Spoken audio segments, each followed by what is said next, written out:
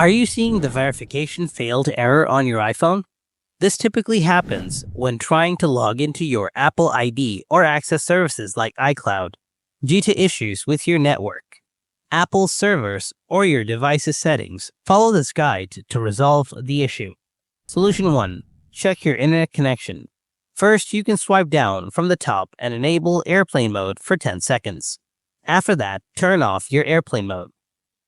You can also try switching your internet from Wi-Fi to mobile data or mobile data to Wi-Fi.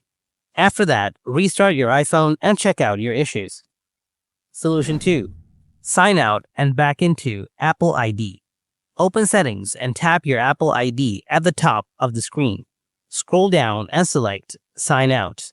Enter your Apple ID password and confirm. Restart your iPhone and log back into your Apple ID. Solution 3. Update your iPhone. Open Settings and go to General. Tap Software Update.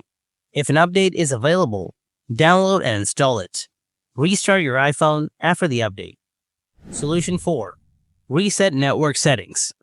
Go to Settings, tap General, scroll down, and select Transfer or Reset iPhone. Then tap Reset. Choose Reset Network Settings.